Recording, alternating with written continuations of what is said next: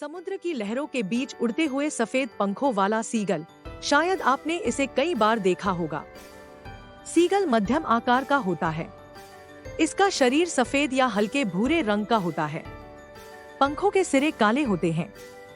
Seagull की चोंच मजबूत और नुकीली होती है, जिससे वो आसानी से मछलियों और छोटे जीवों को पकड़ सकता है। दुनिया भर में सीगल की लगभग 80 प्रजातियां पाई जाती है। भारत में भी कई जगहों पर जैसे गोवा, कर्नाटक और ओडिशा के समुद्री इलाकों में सीगल देखे जा सकते हैं। सीगल मांसाहारी पक्षी होते हैं।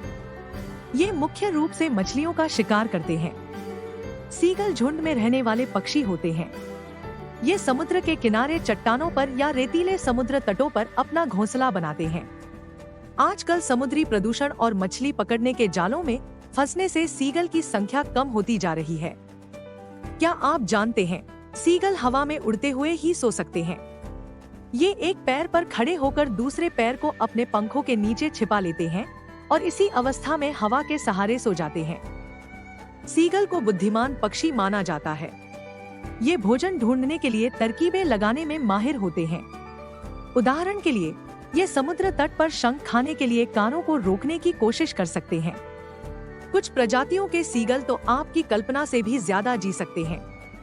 ये 50 साल से भी ज्यादा उम्र तक जीवित रह सकते हैं। सीगल अपने बच्चों की देखभाल करने में बहुत सावधानी बरतते हैं। माता पिता दोनों मिलकर चूजों को खाना खिलाते हैं और उनका शिकारियों से बचाव करते हैं। कुछ प्रजातियों के सीगल लंबी दूरी तक उड़ान भरने में सक्षम होते हैं। ये प्रवास के दौरान हजारों किलोमीटर का सफर तय कर सकते हैं।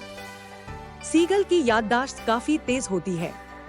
ये खाने के स्रोतों को याद रख सकते हैं और भविष्य में उसी स्थान पर वापस जा सकते हैं।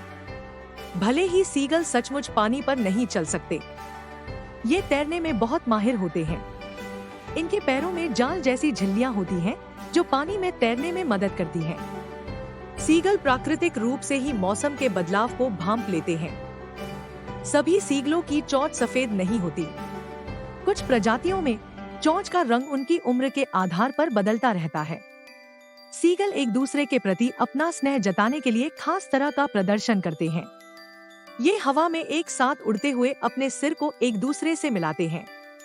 सीगल मरे हुए जीवों और कचरे को खाकर अनजाने में समुद्र की सतह को साफ करने में मदद करते हैं।